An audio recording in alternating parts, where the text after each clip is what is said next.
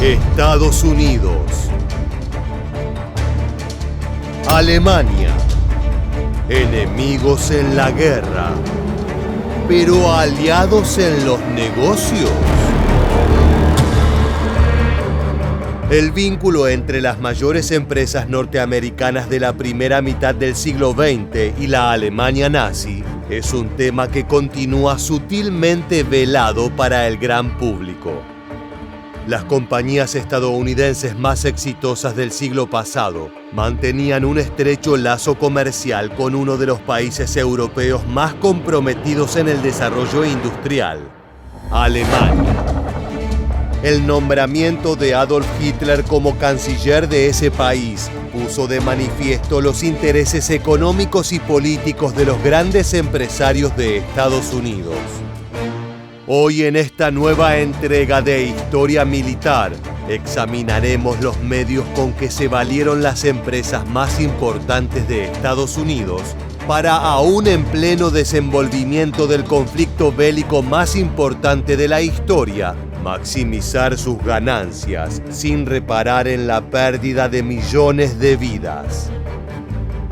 Cuando Hitler toma el poder en el 33, empresas estadounidenses tenían grandes inversiones en el mercado alemán. Cuando la política de Alemania cambia, dicen: no podemos retirarnos porque perderíamos la mayor parte de nuestras inversiones. Desde el principio están colaborando con el Tercer Reich. 1933.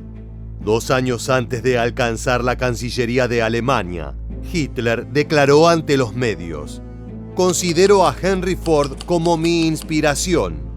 El futuro mandatario germano guardaba una gran admiración por el novedoso sistema de producción en cadena implementado gracias a la inventiva de Henry Ford. Y no solo eso, ambos coincidían en un aspecto ideológico fundamental para los nazis: el antisemitismo.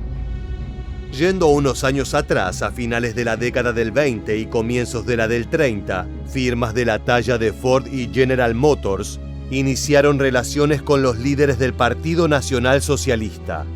En ese tiempo, las empresas de la industria automotriz de los Estados Unidos se disputaban entre sí el ingreso al rentable mercado germano. De esta manera, esta temprana alianza entre la política europea y el capital estadounidense conjugó 2 aspectos centrales: la búsqueda de mayor rédito monetario y un pronunciado odio por el pueblo judío. Los líderes industriales estadounidenses consideraban a Hitler y a las dictaduras europeas como una posible solución a los problemas que tenían con los movimientos obreros y los sindicatos. En opinión de Ford, los sindicatos eran obra del diablo. A los grandes agentes del mercado les parecía conveniente el advenimiento de un gobierno autócrata que eliminara cualquier asociación abocada a defender los derechos de los trabajadores como lo eran los sindicatos. Por su parte, Alemania veía con buenos ojos la inserción de capitales americanos en tierras germanas. En búsqueda de afianzar el vínculo, el 30 de julio de 1938, le fue otorgada a Henry Ford la Gran Cruz del Águila Alemana. Esta insignia estaba reservada para premiar a extranjeros que encarnaran los ideales del nacionalsocialismo. Asimismo, esta distinción también había sido recibida en junio de 1937 por otro gigante de los negocios, el fundador de IBM, Thomas J. Watson. Así quedó dispuesto un entramado industrial que posibilitó la excelente actuación alemana durante la primera mitad de la Segunda Guerra Mundial. Henry Ford había permitido que las sucursales de su empresa de fabricación de automóviles en Alemania se volvieran arsenales a disposición de los nazis. Thomas Watson, por su parte, brindó al régimen hitleriano una técnica de automatización capaz de crear listas que agilizaron la deportación y el consecuente exterminio de millones de judíos en campos de concentración. Fue así como la tecnología de IBM contribuyó a que las cifras del Holocausto alcanzaran niveles verdaderamente descomunales. El producto que aportaba dicha compañía eran tarjetas diseñadas para almacenar información, ya que poseían perforaciones que representaban diferentes tipos de datos personales: edad, grado educativo, domicilio y religión. Esto propició que se produjeran los censos nazis de 1933 y 1939. A pesar de su asociación inicial y luego de la invasión nazi a varios países europeos, Watson hizo devolución de su medalla en junio de 1940. Afirmaba que las políticas del Tercer Reich eran incompatibles con las de su empresa, pero el daño ya estaba hecho.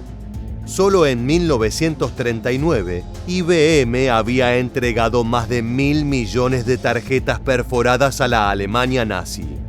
Los altos cargos de la empresa habían declarado que esa tecnología beneficiaría a la pureza y la salud de la política alemana. Asimismo, los adelantos tecnológicos de IBM facilitaron la contabilización del botín de guerra obtenido de la invasión alemana a Polonia y propulsó el modo de catalogación de individuos propio del sistema de campos de concentración. Demográfico. La tecnología de IBM se utiliza en Alemania para empezar a contar la población y organizarla de maneras demográficas óptimas. Se ve una relación muy clara entre este interés del gobierno alemán por empezar a contar a sus ciudadanos y conocer la demografía, en lo religioso y en lo racial, y en todo lo que ocurriría durante el Holocausto.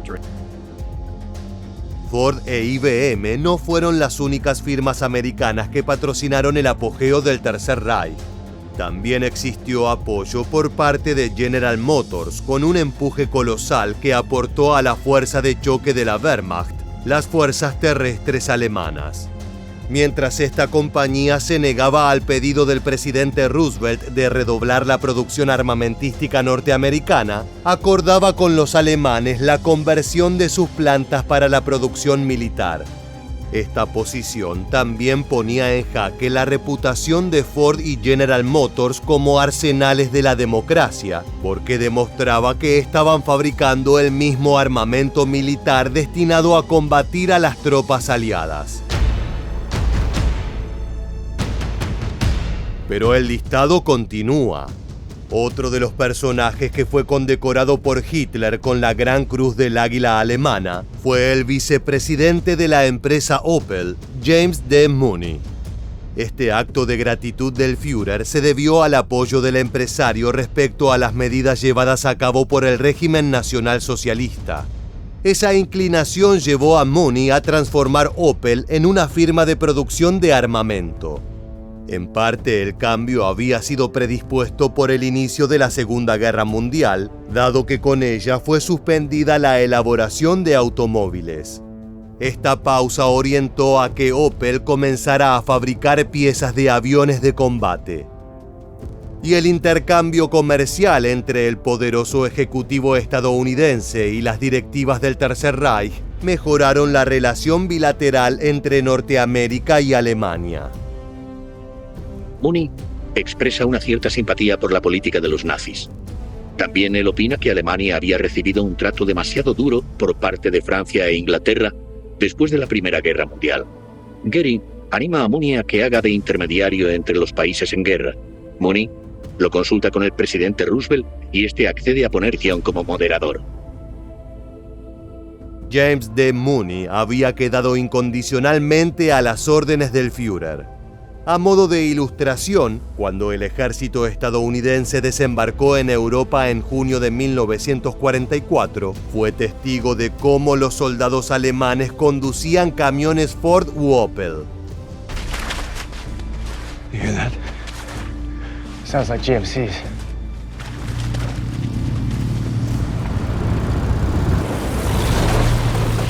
No solo esto, sino que también muchos de los aviones de la Luftwaffe habían sido manufacturados también por Opel. Asimismo, es importante recalcar que sin la colaboración de General Motors, asaltos como el de Polonia o el de Rusia no hubieran sido posibles. Un factor incluso más espinoso tiene que ver con la llegada de los norteamericanos a las ciudades de Colonia y Berlín. Allí estaban en funcionamiento plantas de producción y ensamblaje pertenecientes a la compañía Ford. Cuando las tropas estadounidenses tomaron el control, hallaron grupos de operarios de procedencia extranjera que trabajaban en estado de reclusión, confinados por alambrados de púas.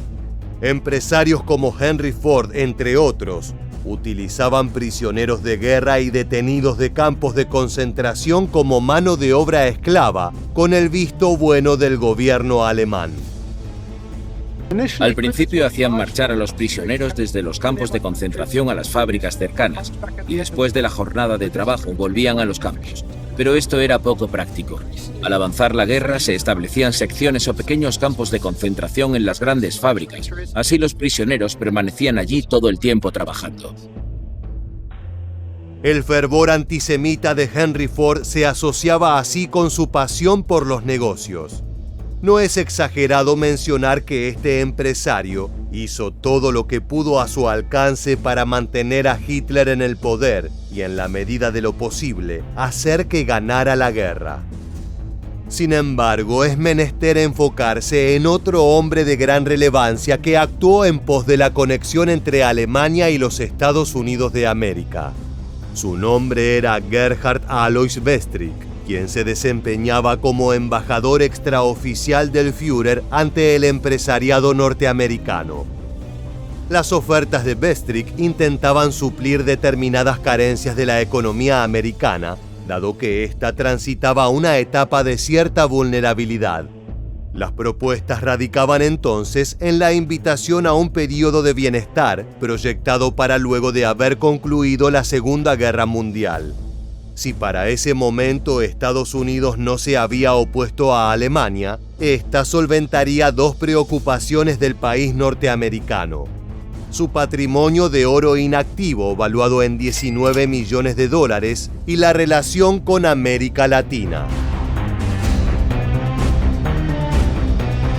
Westrick garantizaba que se avecinaría una época de posguerra en la que Alemania habría unificado toda Europa y que por lo tanto ese conjunto de regiones habría de formar una economía de tipo continental. Eso haría que el nivel de vida y el grado de consumo de los europeos crecieran de manera exponencial, lo que favorecería a Estados Unidos con la creación de un mercado al que podría abastecer con una vasta oferta de productos. El representante no oficial de Hitler afirmaba que la demanda de cosechas de Europa sería suficiente para rescatar también los excedentes de Estados Unidos, Canadá y América Latina. Lo que postulaba Westrick era demasiado tentador: una convivencia virtuosa entre el viejo y el nuevo continente. En definitiva, el enviado alemán tenía como propósito seducir a los capitalistas estadounidenses para que se opusieran a la entrada de su país en la Segunda Guerra Mundial. Mientras tanto, las inversiones del país americano consolidarían la coalición y llevarían a la victoria a Alemania. No obstante, Westrick evitaba hacer mención de los significativos impuestos que Hitler había tramado para las importaciones. La trampa estaba echada y no eran pocos los que, ya sea por razones monetarias o políticas, habían decidido apoyar al delegado de negocios del Tercer Reich.